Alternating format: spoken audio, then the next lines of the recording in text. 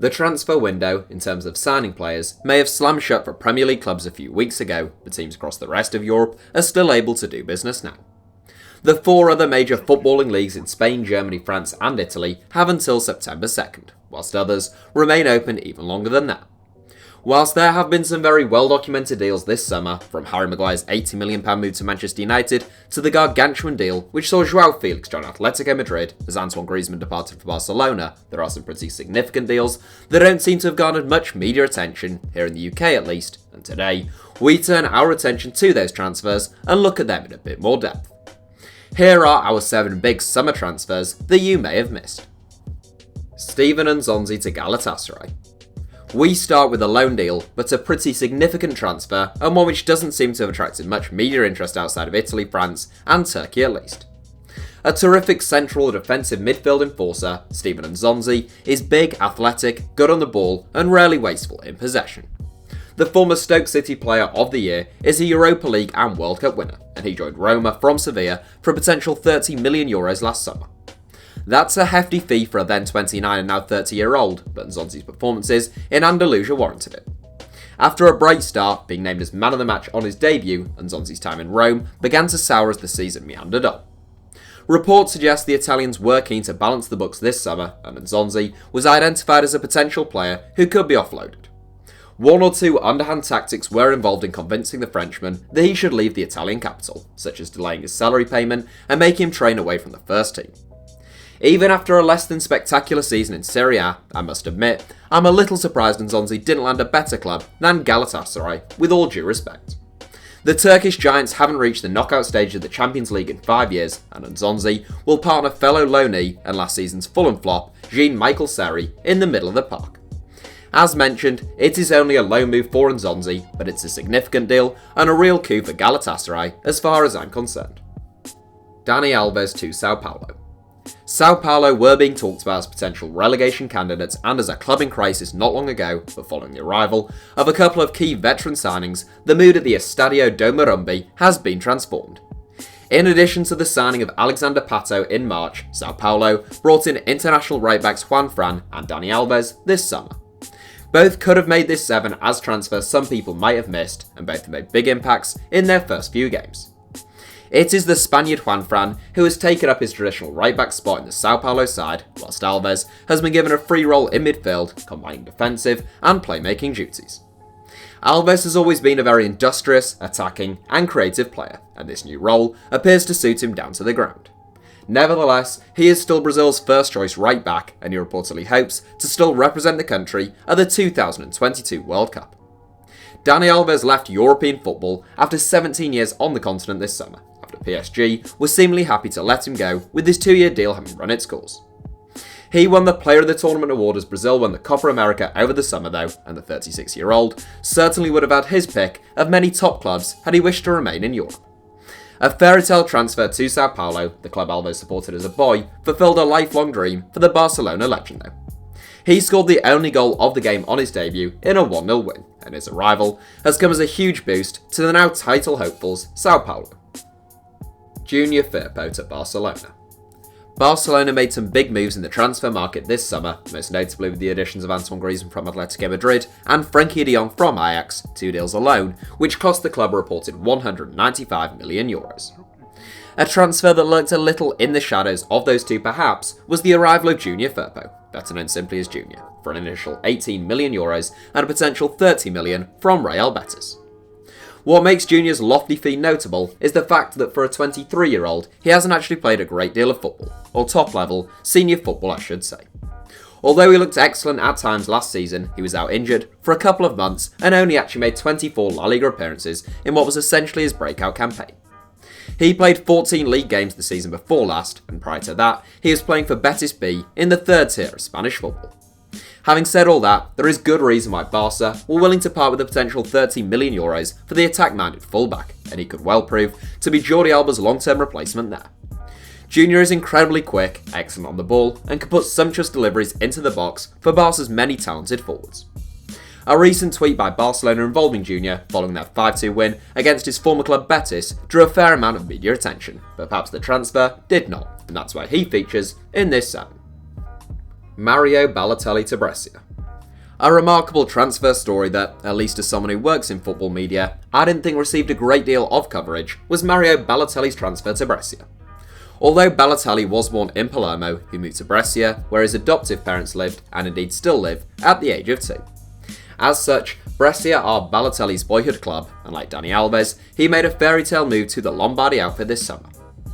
In many ways, the move makes sense, but it's still a little unusual.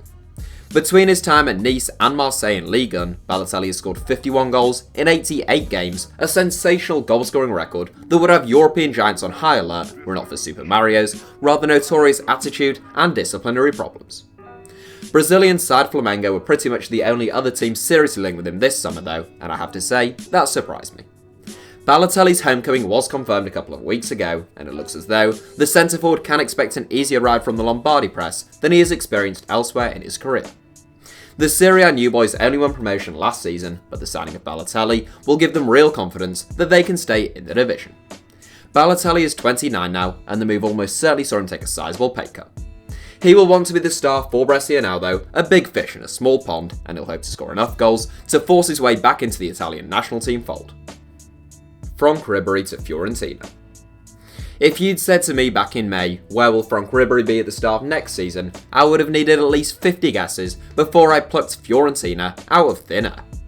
Not quite as unusual as Daniele De Rossi's move to Boca Juniors or Victor Wanyama's potential transfer to Club Bruges, but not far off. Fiorentina signed an enormous number of players this summer ahead of Rocco Commisso's first season as owner of the club, including Kevin Prince Boateng, but none more high profile than Ribery. Once touted as Zinedine Zidane's heir as France's talisman, Ribery's international career never quite lived up to its billing, but his club career has been outstanding. He spent 12 years at Bayern Munich, the majority of which he spent as one of the finest wide players in the world, operating in tandem with the equally brilliant Arjen Robben on the opposite flank.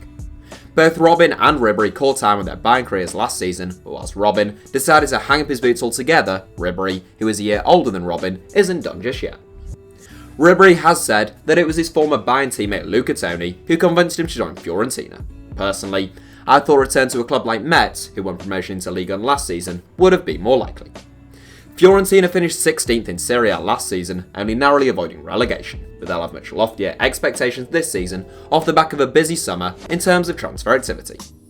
Also, somewhat surprisingly, Ribery penned a 2-year deal in Florence rather than 1, meaning he'll be at the club until he is 38 at least. Renato Sanches to Lille. A pretty significant signing, I would say, that didn't seem to get many people talking here in the UK at least. Renato Sanches became Lille's most expensive signing of all time last week. Sanches joined Bayern Munich back in 2016 as an 18-year-old in a deal that could have been worth as much as €80 million subject to add-ons. Sanches was widely regarded as one of the finest prospects in world football at the time, having just held Portugal to glory at Euro 2016. In the more than 3 years since, Sanches has added just 7 caps to his overall international tally, which is a reflection of how his club form has looked. Following a difficult start to life in Bavaria, Sanches spent the 2017-18 season on loan at Swansea City, where he was totally underwhelming in a struggling Swan side that would ultimately be relegated from the Premier League. He returned to Bayern Munich to play 24 games as the club won a League and Cup double last season, making a really bright start to the campaign, but also getting a red card in a game against RB Leipzig. At the start of this season, Sanches publicly declared his displeasure at the lack of game time he was getting at Bayern, a proclamation that was met with a €10,000 fine from the club themselves. Exactly 1 week later, Sanches was announced as a Lille player, joining the French outfit for a club record €25 million.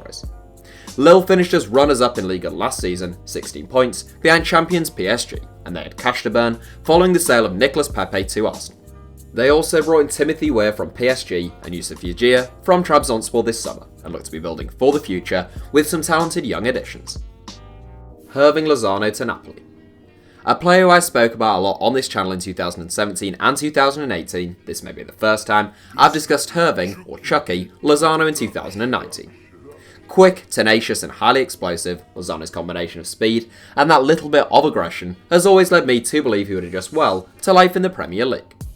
It's a bit of a shame that he has made a move to Italy then, but he has joined a very competitive club under the guidance of one of the most successful managers in the world. A prolific right-footed left winger, Lozano made his name with Pachuca in Liga MX before taking the Eredivisie by storm at PSV. He bagged 40 goals in 74 games in the 2017-18 and 2018-19 campaigns, as well as scoring a memorable goal for Mexico as they defeated reigning champions Germany in their opening game of the 2018 World Cup.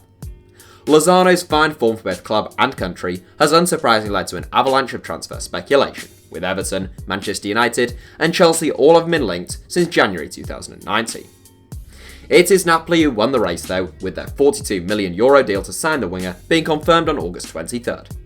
Lozano is one of two big money arrivals at the Stadio San Paulo this summer, along with centre-back Kostas Manolas, as the club look not only to challenge Juventus for the Serie A title, but also to fend off the advances of a resurgent Inter Milan.